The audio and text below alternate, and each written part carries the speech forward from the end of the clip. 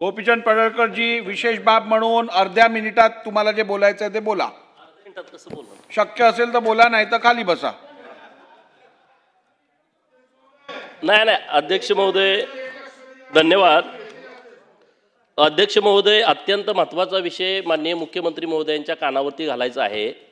एक DDSR group तयार करून ग्रामीण भागातील लोकांना मोठ्या प्रमाणात फसवलंय. ह्याची संख्या 4 ते 5 हजारापर्यंत आहे आणि हा IRS अधिकारी आहे. त्या अधिकाऱ्यानं इतर लोकांच्या नावावरती ही कंपनी रजिस्टर करून आतापर्यंत DDSR heights, Tathagat housing society, Swapnapurti housing society, Anu Vishwa housing society, DDSR Satvik, honey homes, Matoshree housing society, ही तर आमदार खासदारांची सोसायटी आहे. Maitri housing society Kalamboli, Mumbai Ajinkya housing society, Maitri Sanpada, DDSR heritage, कलाकार पत्रकार housing society, DDSR dreamwood, DDSR pride, नंतर DDSR Anuparv, Jai Shrikrishna, DDSR Lakshmi, riverside, अशा जवळजवळ 18 सोसायट्या आणि काही प्लॉट्स घेऊन लोकांना फ्लॅट देतो, कमी दरात देतो, अशा पद्धतीनं लोकांच्याकडून इन्व्हेस्टमेंट घेतलेली आहे. परंतु अजून बिल्डिंगचं कामच नाही. 2 ते 3 हजार कोटी रुपये हे इन्व्हेस्टरकडून गोळा केलेले आहेत.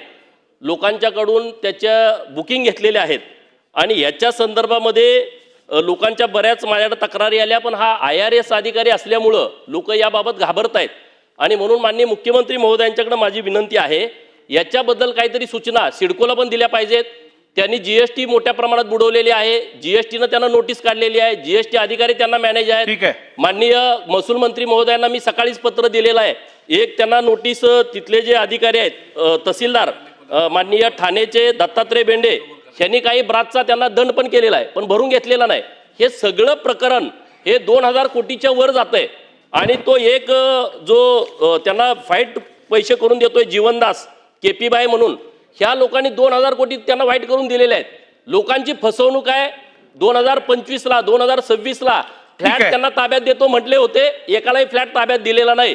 माननीय मुख्यमंत्री महोदय, मला वेळेचं बंधन आहे माहीत आहे, परंतु आपण योग्य अधिकाऱ्यांना याच्याबद्दलच्या सूचना द्या. माझ्याकडे इन्व्हेस्टर बुकिंग करणाऱ्या सगळ्या लोकांची यादी आहे. गोपीचंद पडळकरजींनी आता जी माहिती सभागृहात मांडली आहे ती गंभीर दिसून येत आहे. त्यामुळे शासनाने दखल घेऊन योग्य कारवाई करावी. सन्माननीय गोपीचंद पडळकरांनी अतिशय गंभीर अशा प्रकारची माहिती या सभागृहात दिली आहे. सदस्याने दिलेली माहिती खरी समजून त्याच्यावर कारवाई करण्याची या सभागृहाची पद्धत आहे. त्यामुळे त्यांची माहिती ही प्राप्त करून घेऊन जॉईंट CP लेवलच्या वरिष्ठ अधिकाऱ्याकडनं त्या संदर्भातली चौकशी करण्यात येईल.